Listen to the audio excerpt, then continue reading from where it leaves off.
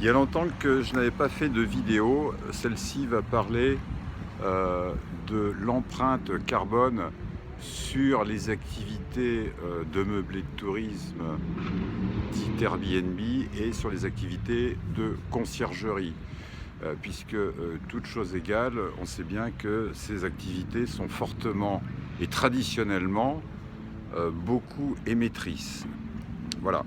Alors, je vais essayer d'aborder le sujet pour donner du contenu par rapport au business, parce que si je vous dis que la société FLC Service, elle a une empreinte carbone qui est très très faible, etc., bon, ça va intéresser personne.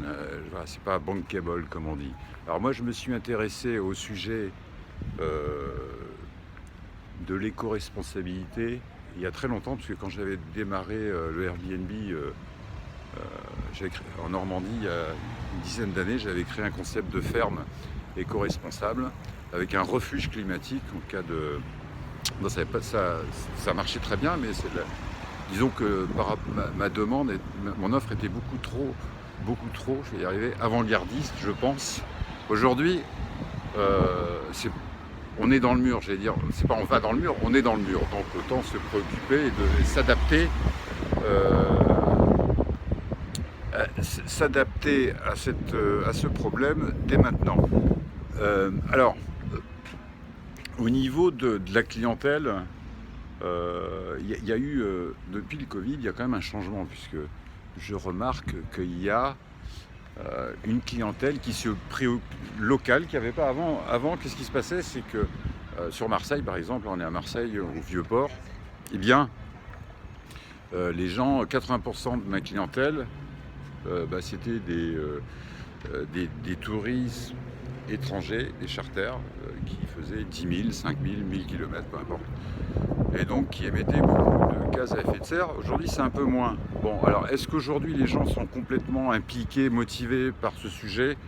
Je dirais non, pas tellement, puisque moi, par exemple, sur mon site, il y a marqué que les gens qui viennent en bateau, qui viennent en voiture électrique, etc., ils ont des réductions, il n'y a personne qui me demande jamais rien. Donc, c'est pas tellement, si vous voulez, la préoccupation. Alors, en revanche, ouais, c'est surtout ce sujet que je voulais aborder, c'est au niveau des investisseurs.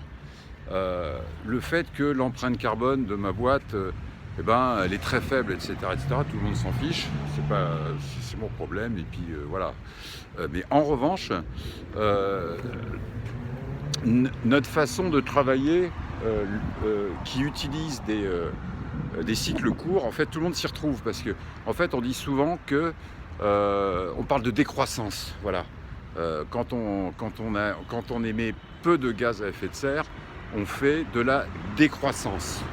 En vérité, moi je m'aperçois que par rapport à notre business model, c'est exactement le contraire. C'est-à-dire que grâce à notre système comment on va dire ça, de flux très courts, etc., on arrive à dégager des économies extrêmement substantielles, justement, de gagner du temps et de faire des économies. Et donc du coup, ça se traduit concrètement par des prix bas, parce qu'il y a un coût de fonctionnement qui est assez faible, hein, que ce soit, par exemple, je ne vais pas trop rentrer dans le détail, en vélo, d'autres, il y a plein de choses. Et donc du coup,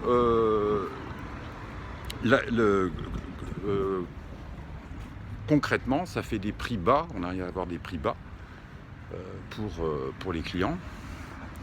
Et puis on arrive à avoir des coûts de fonctionnement qui sont faibles, donc des marges élevées, etc., donc tout le monde est content. Voilà, donc c'est ça que je veux dire, c'est que la situation, même si on est dans le mur, parce que c'est pas on va dans le mur, c'est on est dans le mur, la situation est quand même intéressante et il y a du business à exploiter par rapport à ça. Voilà, voici, vous avez compris.